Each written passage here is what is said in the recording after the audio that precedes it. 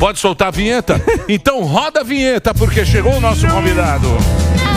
No programa de hoje, teremos a mente brilhante e assombrosa de um dos maiores filósofos das terras tupiniquins. O primeiro filme que eu vi, não era um filme, era uma animação, era o famoso Tom e Jerry. Talvez hoje não se pudesse mais fazer esse desenho, porque iam falar que tinha bullying do rato para com o gato, sei lá, essa chatice toda aí. Escritor, pensador e amado e odiado pela direita e pela esquerda. Todo mundo controla todo mundo, porque todo mundo vê todo mundo. Ele deixou a toalha de lado para falar tudo no pânico. O multisciente, professor Luiz Felipe Pondé. Obrigado, hein, Pondé? Presença sempre ilustre do Pondé. Obrigado. Eu tava vendo convite. você com o William Vac. Eu tava vendo você, o William Vac, outro dia no WW. Tava vendo você lá no WW, muito bacana.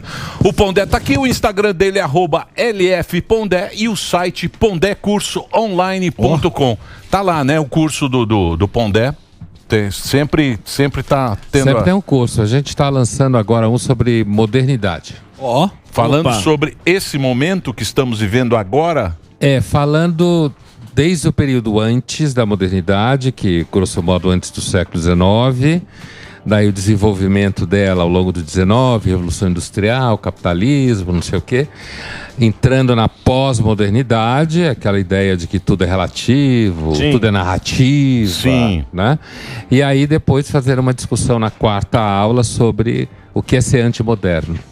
O que é ser antimoderno? Criticar. Então, essa é a quarta aula do curso.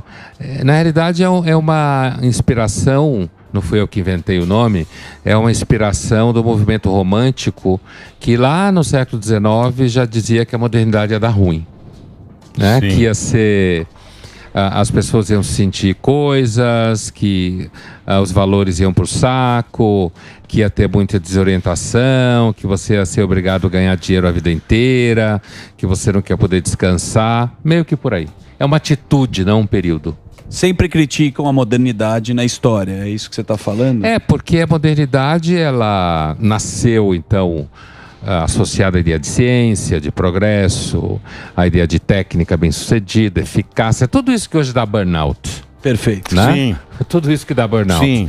E aí, já no século XIX, você tem autores que meio que profetizam que a modernidade ia levar à exaustão, à desorientação das pessoas, à dissolução de famílias, e é isso.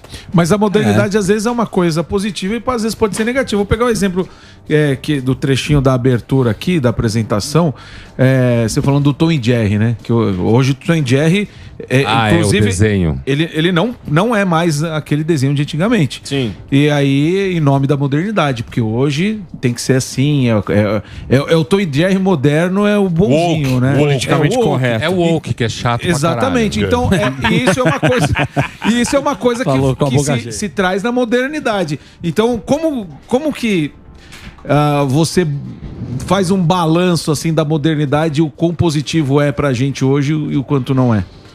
Olha, toda a história da humanidade tem um lado A e o lado B. Sim. O lado B são certos ganhos, o lado A são certos ganhos, o lado B são certos contradições, como se fala em filosofia. É a tal da dialética, momento positivo, momento negativo, né? E, é claro, a modernidade trouxe elementos importantes, por exemplo, a noção de Estado de Direito, a noção de liberdade individual, o direito à escolha, né?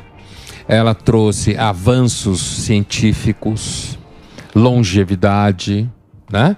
E isso, pelo menos eu acho que é positivo, né? Agora, a modernidade, ela engendrou, como se diz, ela gerou contradições. Por exemplo, escolha individual, pessoas... Eu vou dar um exemplo que é um clichê, mas é absolutamente real. Pessoas decidem não ter filhos. Porque as mulheres querem trabalhar, querem estudar, querem ter carreira e filho atrapalha bastante, grosso modo. Não tenho nada contra a criança, eu tenho 2 filhos. Hoje a gente tem que fazer isso o tempo inteiro, né? Sim, Tem que se explicar. Tem que se explicar. É verdade. Parênteses.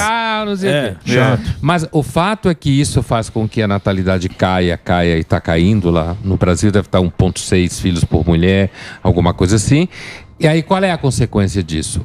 Você tem crianças solitárias em casa, você tem famílias atomizadas, você tem problemas de quem vai pagar a conta da Previdência, você tem uma sociedade cada vez mais envelhecida, jovens que normalmente geram riqueza, porque tem muita saúde, trabalha muito e ganha pouco, seguro-saúde custa barato, entendeu? Então, é aí que está. A modernidade, ela gerou cidades gigantescas, gerou poluição, gerou estresse. E aí tem gente que tem saudade, muitas vezes, aí procura uma praia deserta, um ano depois está cheia pra caralho, porque todo mundo gostou. Sim. E na modernidade é assim, você gostou de uma coisa, porque repousa, daqui um ano não repousa mais, porque um monte de gente gostou que nem você. E invade. Entende? Então isso é que a gente chama de dialética da modernidade. Tem um momento positivo, daí ela gera contradições. Algumas a gente resolve, outras a gente não consegue resolver sempre. Nesse sentido, quando a gente fala de modernidade, uma das discussões, pelo menos eu que não sou da área, é o papel da religião no tempo. Quanto mais a ciência avançou, a percepção que eu tenho é que a religião perdeu espaço. Mas de uns tempos para cá a gente vê uma volta, uma pequena ressaca. Como que você analisa essa questão de modernidade com o papel da religião na vida das pessoas? Olha, eu vou começar a te responder com uma frase que o Lacan, aquele psicanalista francês famoso, eu vou fazer uma versão curta, que é a seguinte. Ele disse certa feita, é super discutido isso pelos psicanalistas, em 100 anos, eu não sei se haverá analistas, mas padres com certeza. O que essa frase quer dizer? Que ele tinha consciência que é mais fácil a psicanálise acabar do que a religião. O que aconteceu com a modernidade? A modernidade criou o Estado laico, separou a religião do Estado, como a gente sabe, que na realidade é fruto das guerras religiosas europeias, dos 250 anos, cristãos se mataram a rodo, e daí surgiu a noção de Estado laico, que é melhor não se matar por causa disso. Você acredita no que você quiser, e pronto. Contanto que você pague o cartão Visa. É isso aí. Né? Perfeito. E os você não vai impostos? para no Serasa e os impostos. Os impostos é principalmente. Os impostos, né? Bom, mas o que aconteceu, na verdade, é que a religião, ela deixou de fazer parte, digamos, do Estado e da sua máquina oficial, no Ocidente, grosso modo, principalmente, e ela perdeu espaço, digamos assim. Se alguém diz assim, não, eu matei fulano porque Deus mandou, você não vai chamar o padre para dizer aí, Deus mandou mesmo o cara matar? Você vai chamar um psiquiatra. Né? Então a religião perdeu espaço como ferramenta pública decisória. Porém, no plano privado, ela nunca desapareceu. Nunca desapareceu. O grosso da população continua sendo religiosa. Por quê? Porque a vida é uma merda. Você sofre, você morre, não sabe qual é o sentido da vida, a gente é desamparado, você envelhece, você tem frustrações. É um calvário. A vida nada mais é. Ela é um calvário, caminho, de certa forma é um calvário. Mas é mesmo. E o resultado é o quê? A religião, ela sempre foi um mecanismo de acomodação, de significado, de fazer com que você não se sinta só. Né?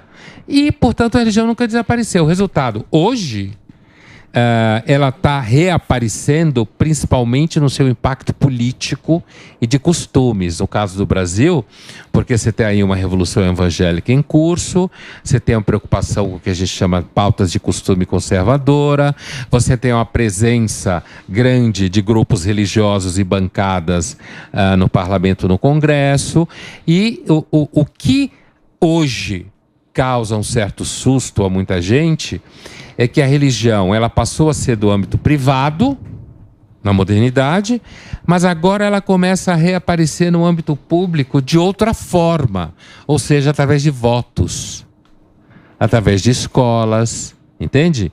De redes sociais, e ela começa a moldar a grande parte da população no Brasil, e aí a gente diz, pô, a religião não tinha acabado? Não, nunca acabou. É que agora ela está voltando para o espaço público. E na modernidade ela tinha saído um tanto do espaço público. Entendeu? Ô, Pondé, você acha que a geração, aí, falando ainda da religião, a geração Z, ela acaba subestimando a religião? Porque uma coisa é você, tudo bem, cada um tem a sua crença, mas existe hoje, com a internet, você tem vários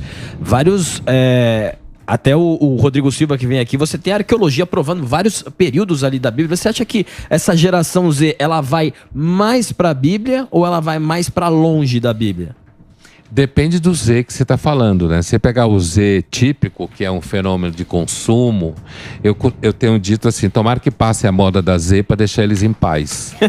Eu acho também que, coitado do Z, né? Tudo é culpa do Z, a geração. Hoje, porra, o Zzinho lá. Tudo antes era do Milênio, o Zenzo. lembra alguns anos atrás? A culpa é da Z. Eu não entendo isso. Agora é o Z. É o Z pra cá, é o Z pra lá. E a gente sabe que quem inventou essa coisa de geração, tal como a gente fala hoje, foi a publicidade americana, né? Sim. Para identificar Pra objetos vender de mais. consumo, segmentação. Só segmentar. Então, assim, daqui a pouco passa a moda da Z, por quê? Porque o Z, ele amadurece, ele envelhece, começa a pagar boleto. E todo mundo que paga boleto não tem graça. Né? Consome menos. Porque Fica tá chato. atolado nos boletos. Para de certo? consumir. Eu acho que boleto no singular é melhor que no plural. Sim, Entendeu? Porque é uma entidade metafísica. Sim. Os boletos. Então, assim. Então, Z. O típico Z que a gente fala, normalmente é alguém que está distante de religião, está próximo de discussões sobre gênero. Recentemente eu vi um relato de uma menina Z que foi arrumar um emprego e ela exigia que metade fosse no online. Ela queria que a empresa, quando fosse presencial, aceitasse o cachorro. Isso é muito comum hoje em dia. Um puff, né? Um puff, um lugar para descansar. Hoje isso é muito comum, né? Estou usando até isso como estereótipo. Agora, se você pensar em jovens que estão lá pelos 19, 18, que seria a geração Z, né? E se você pensar que esses jovens venham talvez de classe média baixa ou de classe social mais vulnerável, que tem que começar a trabalhar cedo, ele não vai ser um Z típico. O pobre, né? Não é O Z pobre típico. tem O cara quer correria. correria. Pega uma baldeação no metrô. O cara leva 3 horas para chegar no emprego, tem que trabalhar no que rolar. Se o cara virar e dizer, eu quero que traga o meu cachorro, o cara vai dizer, vai catar. Sim. Né? Então, eu vejo a geração Z como um fenômeno de marketing também.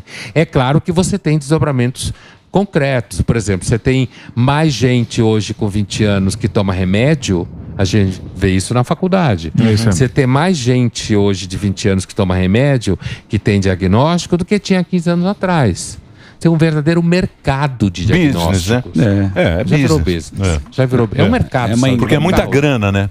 Porque é Meu. droga lícita. É, a droga muito lícita. dinheiro. Só uma muito receita você dinheiro. compra. São muito Muito medicados. dinheiro. Então, assim, Bíblia ou não Bíblia, os Zs de classe média alta, que estão aí quando tem crise, tira sabático, com 20 anos e vai para Barcelona. Gostoso, comer uma O pata Brasil negra. é coisa de rico. Né? Enquanto que o jovem de 18, 19 anos continua se ferrando, se não for de classe social mais rica. Então ele não é tecnicamente Z nesse sentido. Entendeu? Então, mas aí... Tá perto da Bíblia, muitos deles, tá? Sim. Z Gourmet, Z Então, Plus. mas é porque a gente também consome a bolha. A gente fica nessa bolha e acha que isso é geral.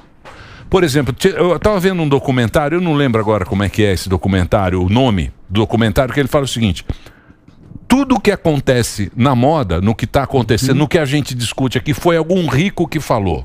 Sempre é o rico que influencia, não é o pobre. A tendência. A tendência de tudo. De cima pra de baixo. moda, de conversa, de geração Z, de tudo. Eu lembro que tem um estudo de nomes. Os ricos adotam certos nomes, depois de não sei quantos anos Sim. vai para a classe média, depois para os outros. Por isso, Até nomes por tem isso que a diferença. gente tem essa... Porque quando você fala que é uma bolha, a bolha que a internet está falando agora é papo de rico. É aquilo que você falou.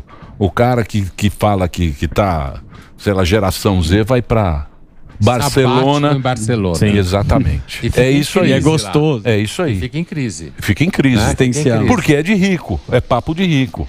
Então, eu nunca vi esse documentário que você está falando. A mas vida é o nhoque Do nabo. Você perdeu o nhoque. Você conhece o nhoque? Aquilo é a vida real. É o nhoque do Já nabo. comeu nhoque? É. Corta aí o trecho do nhoque. Lá é a vida real. Puta absurdo. Puta absurdo. É, mas é a vida real. Vida da feira. É a vida da xepa. Da xepa. Brasileira. É a vida da xepa. A nossa vida é um eterno nhoque de nabo. Mas acho que sempre foi assim, né? Sempre foi difícil. Sempre é assim. Sempre foi difícil. Uma das coisas que a modernidade criou e a burguesia criou, a ilusão de que não é. Entende? Por quê? Porque é um grupo social, você tem acesso a uma série de consumos de bens, e isso que você falou, os ricos inventam palavras, inventam modas de comportamento. Por exemplo, vou dar um exemplo concreto, a tal da segunda-feira mínima. Certo. Sim. Um negócio que começou lá, até onde eu sei, as primeiras empresas que testaram isso foi na Nova Zelândia, que é um país que, sei lá, tem 10 pessoas, né? Que se deu bem pra cacete, é super organizado, sorte deles. Então, assim, aí você transporta essa ideia de segunda-feira mínima aqui, você transporta a ideia de trabalhar 4 dias por semana aqui. O que vai acontecer com o grosso dos brasileiros? Quando a empresa der a ele um dia a mais, ele vai arrumar outro emprego. Sim. Porque não consegue ganhar a vida só com aquilo, né? Isso é típico caso. Você tem certos hábitos de costume. Vocês vão lembrar também, acho que ano passado, 22, aquela história de pedir demissão. Lembra dessa história? Sim. Jovens pediam demissão e postavam. Isso. Postavam, né? Eu lembro que eu tive numa discussão de tendência de mercado naquela época, e isso foi dado como um exemplo de tendência de comportamento. E eu falei, olha, eu acho que isso é uma tendência de comportamento de jovem que pode pedir demissão porque vai ter alguém que segure a onda dele.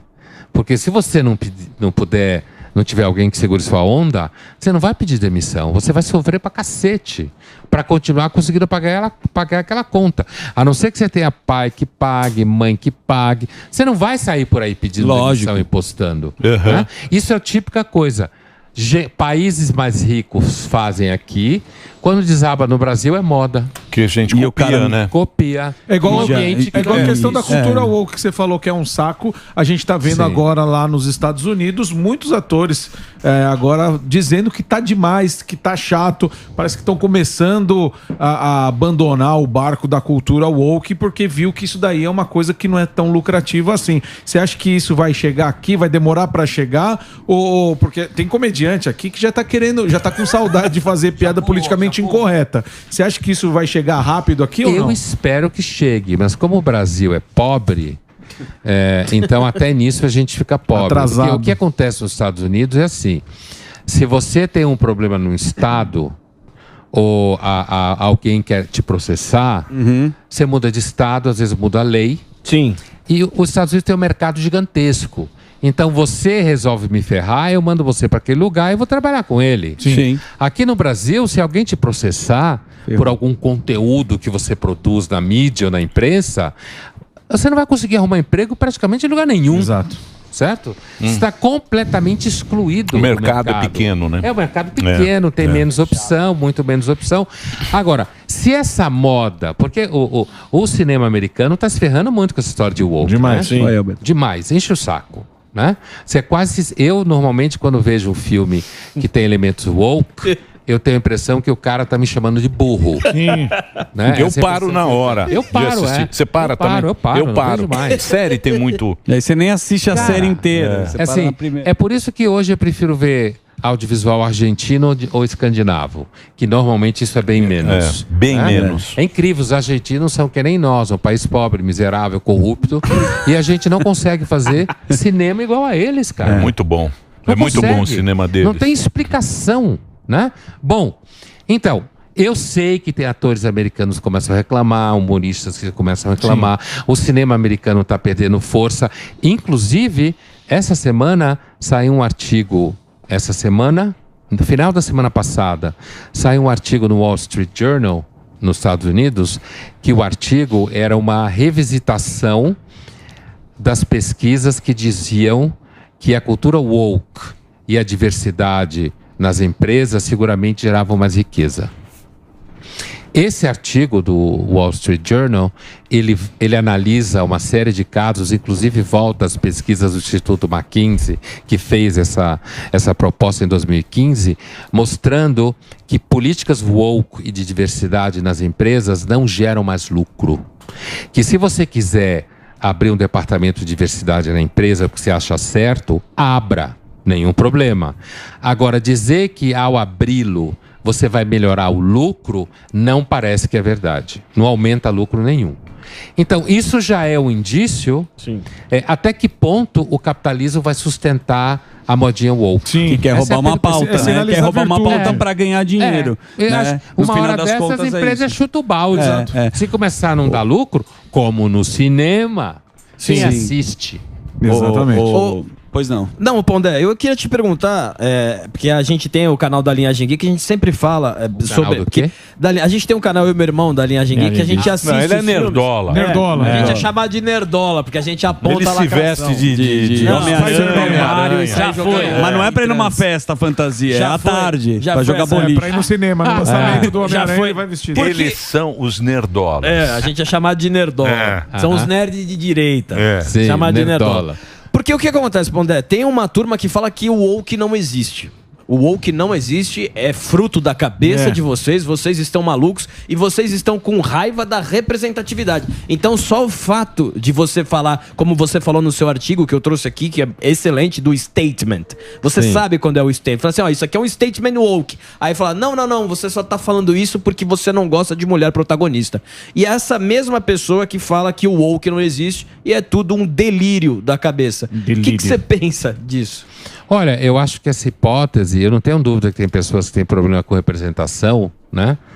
E essa história de protagonismo feminino, mulher nas empresas e tal, eu acho que quem tem problema com isso deve, inclusive, lembrar que ter mulheres no ambiente de trabalho deixa o ambiente de trabalho mais interessante, certo? Mas assim, eu não acredito que alguém que diz que o woke não existe está falando sério. Primeiro porque tem a origem da expressão, né, stay woke, está associada a uma série de pautas da esquerda americana, é usado no mundo dos negócios, inclusive usado no sentido de se falar em economia woke, certo? Então, me parece que afirmar que o woke é uma palavra inventada para quem é reacionário é uma fake news de esquerda. Porque tem gente que está acostumada a falar de fake news de direita. Também existe fake news de esquerda. E ela é uma dessas. Porque ao dizer isso, a pessoa está querendo dizer que qualquer tipo de crítica que possa se fazer à censura woke, que existe claramente em determinados ambientes, se você não for de planeta tal, você não pode trabalhar. O que essa pessoa que diz que o woke não existe vai me dizer sobre a teoria da interseccionalidade? Perfeito. O que ele vai me dizer sobre a teoria do lugar de fala? Tá aí, tem livro escrito sobre isso. É uma teoria que diz, se você não é de determinado grupo, você não tem direito a falar. Perfeito. Você só tem direito a falar se for de determinado grupo. E o woke está colado nisso. Totalmente. Então, mas isso é uma bobagem. Mas negócio de pertencimento é gente fraca. Gente fraca, você pega o nego fraco. O cara fraco, ele quer se sentir pertencido, aí ele fica fortinho. Porque ele é um bosta. Sozinho. É isso mesmo. Entendeu? Ele é um gangue. bosta na vida. Não se resolve. E aí ele precisa ter Da gangue. uma turminha. Mas Saber. isso eu sempre discuto com ele, porque eu acho que isso é dinheiro. Sim. Porque a discussão é Branca de Neve. Isso. Você tem a Branca de Neve de 35, que é o passarinho. Sim. A Branca de Neve. Olá, meu príncipe. O cara, ele precisa faturar. E não tem coisa nova. Você tirando cara que gosta, eu por exemplo também gosto de cinema argentino, cinema de fora, o que não é Hollywood. Se você sair dessa linha, tem um monte de filme legal pra assistir. Se você ficar nessa, é super-herói, é Superman 4, é não sei o que. Eu acho uma merda. Ele gosta, ele é nerdola. Eu gosto. E aí, o que acontece? O cara da Disney fala, pô, precisamos fazer alguma coisa. Vamos pegar a Branca de Neve agora e meter ela feinha. Tem uma Aproveitar feinha essa Branca bolha. de Neve com espinha. Já tem mesmo? Tem uma feinha. E sem anão. 7 anões. Não vai ter anão? Não tem pode anão. O anão cresceu. Anãofóbico. Olha lá, ó que puta canhãozinho. Canhãozinho. Aí o que uma branca acontece? morena. Aí o que acontece? Eu acho que é grana. Que grana, mas os caras só prejuízo. Então, eles tentam vender com tentando. discurso. Essa é a relação. A grana vem de algum lugar. Então, grana vem de outro canto, Primeiro, eu acho que tem uns malucos que são obcecados e fazem coisa mesmo que não queira ganhar dinheiro, mas eles impõem. Sim, né? sim. Depois eu acho que tem uma coisa que você vai contratando gente mais jovem, que é normalmente quem tem ideias meio esquisitas assim, e essas pessoas vão tomando decisões, né?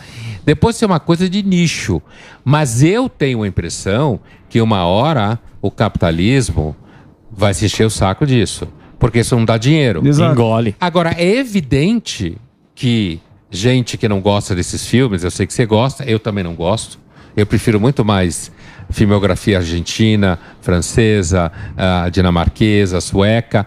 Você tem coisa para assistir. Sim. Não precisa ficar preso Sim. nesse lixo. Agora, quando você vai no cinema, né? Você pega a maior parte do cinema, Blockbusters, né? tem shoppings que, sei lá, os 10 cinemas estão passando 2 filmes lixo, do meu ponto de vista. Repete, acho que os super-heróis, inclusive, estão cansados. Né? Eles não de fazer aguentam o mais. 28, 29. Eu lembro do tempo que aqui no Brasil fizeram a Branca de Neve, que era, na realidade, uma porno chanchada. Fantástico. Maravilhoso. A melhor Essa é versão. sensacional. É a versão que os original, anões é. ficavam observando, se trocar. Uma puta Branca de Neve. A versão original, essa. Agora, Adele e Fátima. era... Adele e Fátima. Eu não lembrava. Passou no SBT. Histórias que a nossa nossas babá babás não não contava. Só se fosse uma babá especial. Clássico. Tem babás que contam. Gostoso. Mas você acha que estão discutindo Olha lá, aí ó. pertencimento... Ó, esse é o filme aí da O Branca... pertencimento é o povo do Wanna Belong. Mas- Esse é o filme da Branca de Neve sem anões? Não, esse é o nosso. Esse é o- que a Adele gente e Fátima. citou. É ela mesma. É lindo, Branca meu. de Neve maravilhosa. Mas, ô Pondé, quando fala de pertencimento e quando você vai aprofundar, também falam de doutrinação. As universidades americanas, o que se deve esses jovens que estão, às vezes, defendendo ou a relação de gênero ou a relação do Hamas, levantam a bandeira em Se o Colômbia... Hamas que pegasse ele e cortava ele em pedaços. não duraria muito tempo. não O dura. que você acha que isso é uma doutrinação, é pertencimento? Por que o jovem vai para esse lugar? Olha, eu acho que, inclusive no Brasil, você tem um fenômeno de muitos jovens que vêm de famílias ricas, que são muito entediados. Tem uma questão que é, eu não quero ser só o que o meu pai e minha mãe fizeram. Não quero trabalhar só para o meu pai e a mãe. Quero fazer algo de significativo. Aliás, isso é uma questão psicológica bastante presente em filhos de famílias muito ricas. Que é a sensação de que se o pai é um puta do milionário, o que ele pode fazer que presta na vida? Já que o pai é um puta de milionário. Quero mudar o mundo. Então ele vai, né? E eu conheço gente nesse sentido, né? De alunos assim. Só que os Estados Unidos, a Ivy League lá, que é a Universidade de Rico lá, eles têm muito esse fenômeno, né? Então o moleque, ele vai se associar a todo tipo de pauta que em tese é contra os pais. Porra. Né? Ele quer se sentir relevante. Então, como ele é basicamente ignorante da realidade, então ele pode até ser um LGBTQIA e curtir o Hamas. Queers for Hamas. O Hamas destrói queers. Exato. Né? Jogaria pela janela. Do telhado. Como o Irã faz. Pedrejava. Pendura lá naqueles guinchos lá. Então, esse fenômeno dos mais ricos nas universidades americanas, ele tem esse... digamos assim, essa fonte de jovens entediados. E tem uma coisa assim, o jovem, se você der a chance a ele de discutir, de salvar o mundo e não tiver que arrumar o quarto dele, ele vai adorar. Né? É mais fácil. Puta, é muito mais difícil arrumar o quarto. Primeiro porque ele desarruma toda hora. Sim. Né? E primeiro porque ele tá na sua cara. É alguma coisa que você tem que fazer. Salvar o mundo é uma coisa que você faz no seu celular, numa festinha que você fuma depois transa, é uma coisa que você faz numa sala de aula. E os professores, a minha classe no caso, é muito responsável por isso. Porque ele entra nessas disciplinas de humanas principalmente, os caras... Eles dizem por que o mundo é mau, como salvar, normalmente ele vai salvar, os teóricos que ele concorda, certo? Então é muito fácil falar isso tudo. Tem um autor americano, né? Thomas Sowell, né? Sim, Que é um economista. né? Que é mais que economista, né? Um verdadeiro filósofo da política, filósofo político, que ele fala assim: o problema de muitas aulas de ciências humanas não é dizer que os caras são vagabundo ou que eles vão na aula, não é essa a questão. O problema é que numa aula de ciências humanas você pode defender qualquer teoria que nada vai acontecer. A aula acaba, certo? Quem botar aquilo em prática não vai dar certo. A maioria não põe em prática. Agora, se você chegar numa aula que você está ensinando o cara a pilotar avião, e se você ensinar qualquer merda pra ele, ele vai derrubar um avião. Sim, mas aí é o burro com iniciativa. Que é o que a gente fala aqui. A pior coisa. O mais perigoso. O mais perigoso pro mundo. E os professores são culpados, porque tem muito burro com iniciativa Eles tomando apoiam. decisões. E que vira Por exemplo, a professor. semântica. Esse negócio do terrorismo é a semântica. E jornalista também, viu? Também. Turma do Muitos. 24 aqui, ó. Porque é o seguinte, o cara pegou o terrorismo. É o andar da O Jovem cara Pan. pegou. Não, eu vou, É uma redação. vou exemplificar. É Eu vou redação. exemplificar para Boa, vocês. Vou vamos dar um lá. exemplo aqui claro para vocês. Lá que teve 8 de janeiro, Certo. das velhas que Sei. entraram no Congresso. Aquilo, a maioria foi terrorismo, Sim. não é? Sim, não foi. Mas A saiu. classificação não é de terrorismo. Saiu Eu sei, terrorismo. Eu sei. Terrorismo foi o que o Hamas fez 7 de Dia outubro. de outubro. dia 7 de outubro. Aquilo é terrorismo. O que o Bin Laden fez lá nas 2001. torres de... Aquilo é terrorismo. Só que acontece, eles colocaram essas duas... A palavra é a mesma. O burro com iniciativa, ele Que é fala... o pior burro do mundo, né? Que é o pior. Então ele publica isso e o aluno já não sabe mais o que é. A extrema-direita, ele liga o Milley com o Mussolini e com o Adolf Hitler. Eu sei. Aí fica a mesma coisa. Aí como é que você vai pegar o Milley? Como é que você vai comparar um com o outro? Só que o burro com iniciativa tem muito. E aqui, ó, tem milhares. Então, É a faculdade. eles estão em toda parte, né? Essa coisa Então, do como é que vai terrorismo, sair disso? Essa coisa do terrorismo especificamente, porque eu já tive em situações que eu tive que fazer esse tipo de pontuação no ar, né? Como eu vou fazer aqui agora, é assim, o problema é que para você ter o terrorismo, ele, por princípio, significa um determinado grupo político, de vocação militar ou o que seja, que não tem condição de enfrentar o exército daquele inimigo de forma sistemática e de forma oficial, digamos. Então, o objetivo do terrorista é destruir o cotidiano da população. Exatamente. Então, ele explode o ônibus escolar, Boa. ele explode um prédio que trabalha, ele sequestra um avião e joga na parede, ele entra num kibutz, chacina, estupra, mata, não sei o quê, população civil. Isso. Ele tem o país inteiro fica com medo daquilo que Cria pode terror. a qualquer momento. Cria Isso. terror, é o a medo, qualquer é o momento vai acontecer Cria com você. terror no Isso, cotidiano. Exatamente. Aquilo que aconteceu em Brasília, quer dizer, os caras, mesmo que eu diga que os caras entraram, quebraram tudo, digo não, aconteceu, entraram, quebraram tudo, xingaram não sei o que, vandalizaram, eu posso acusar eles do que quiser, de terrorismo é semanticamente errado. Sim. Né? Mas aqui no Brasil, existe uma mania que é a gente importa determinados termos de lugares que aconteceram. Por exemplo, a Argentina teve terrorismo. Teve. Quando Sim, explodiram a atentado. AMIA, A AMIA. tinha atentado. Foi em 94. Tinha atentado. É. Então, assim, se você se um grupo armado colocasse uma bomba dentro de um órgão do governo, principalmente com gente trabalhando lá dentro, certo? Qualquer Sim. grupo, armasse uma bomba, um carro-bomba e colocasse dentro de um órgão do governo e explodisse com gente dentro, aí é terrorismo. Sim. Certo? Sim. Agora, o fato de você vandalizar, invadir, mesmo que eu tenha um discurso golpista, em que eu pretendo derrubar a ordem institucional e tal, isso não é terrorismo. Terrorismo é outra coisa. Eu posso, inclusive, considerar isso péssimo. Mas terrorismo é outro conceito. Mas aqui no Brasil, às vezes você usa uma palavra e aí o jornalista repete e acabou. E acabou. E fica usando essa palavra. Porque a terminologia pega, né? Vende como é que um jovem americano, ele fala morte à América? Como fala. É que você explica do lugar isso? que ele nasceu, do lugar que ele vive, acolhe ele, porque ele não está vivendo o terrorismo. Ele não está vivendo isso. A vida dele é muito boa. O que ele falou, esse que é o parte da negócio. elite. Ele tem dinheiro para criticar. Só que aqui vale qualquer coisa. Aí você vira, você pega isso aqui, é antissemita pra caramba. Muito. É morte. Você não viu aqui na Paulista? Manifestação, musiquinha, olê. Fazer o break pro Dedê aí que ele tá muito bravo. Vai lá, Dedê. O papo tá muito bom. Ó, entra lá, pondecursoonline.com. Pô, tem BR ou não? Não. Não sei, às vezes é em BR ou não. Mas entra no Instagram, LF_Pondé. Aqui tá o Instagram do Pondé. O papo sempre é bom. Vai lá, Reginaldinho.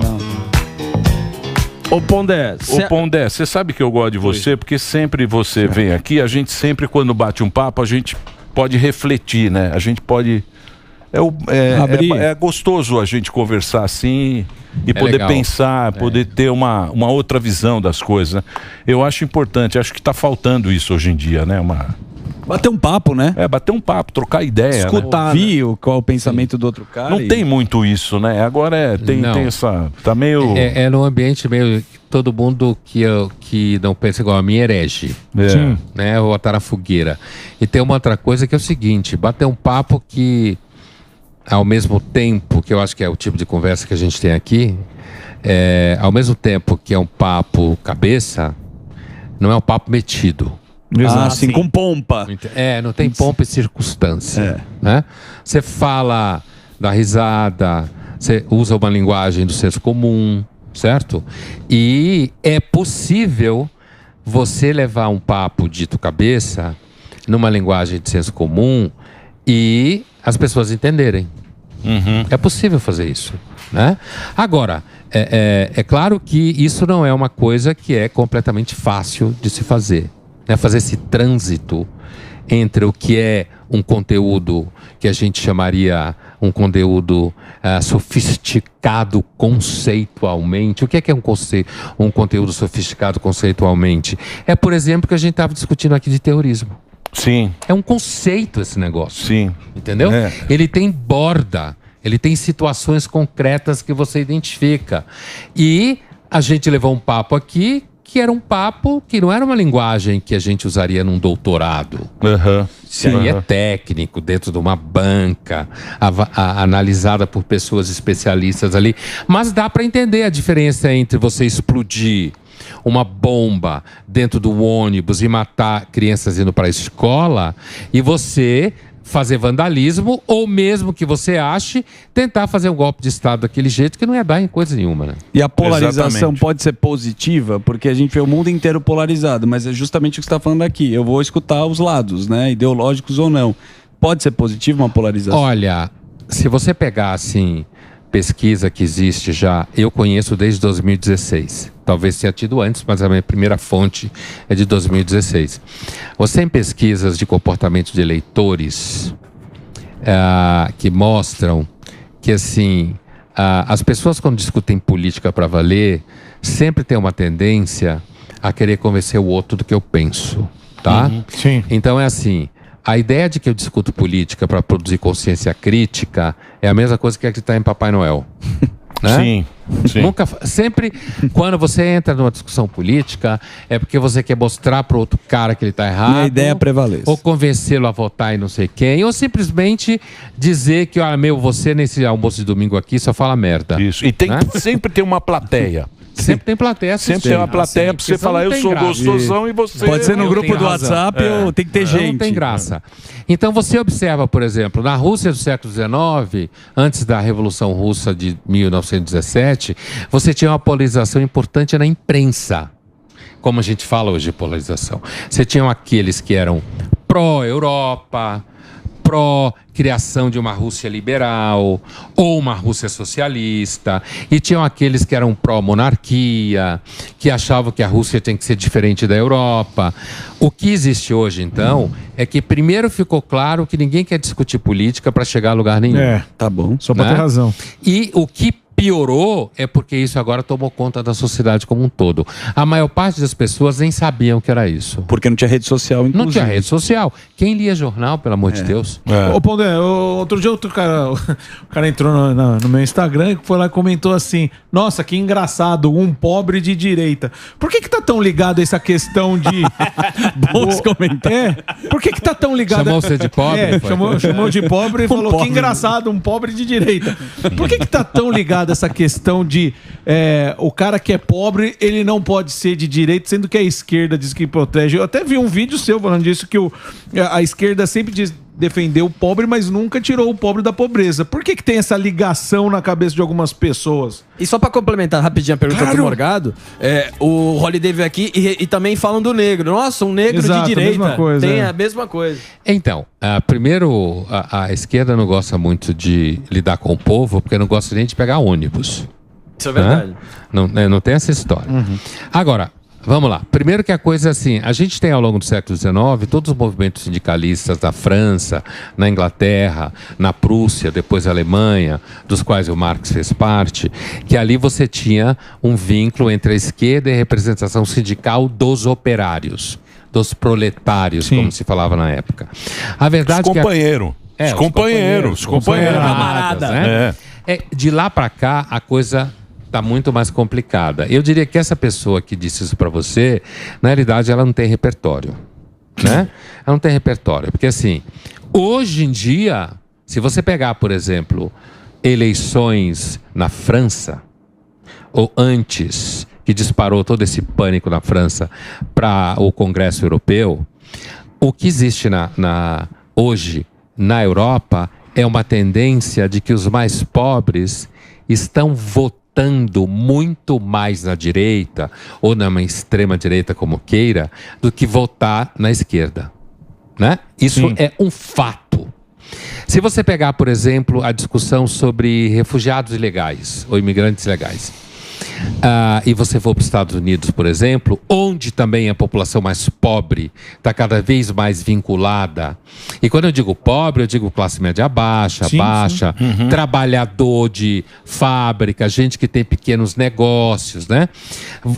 Veja, se você pegar, por exemplo, o debate do imigrante legal, o imigrante legal, normalmente ele vai trabalhar ganhando menos. Certo. Sim. Porque justamente ele é ilegal. Então ele aceita uma coisa que um sujeito cidadão não aceita.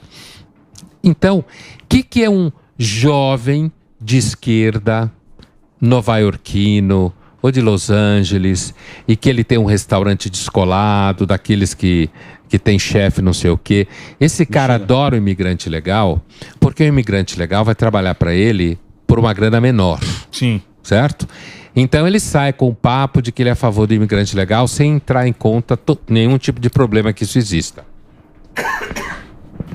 Agora, o sujeito mais pobre que disputa o emprego com o imigrante legal, que não aceita ganhar o mesmo salário péssimo que o imigrante legal aceita, então ele vai ser contra os imigrantes legais.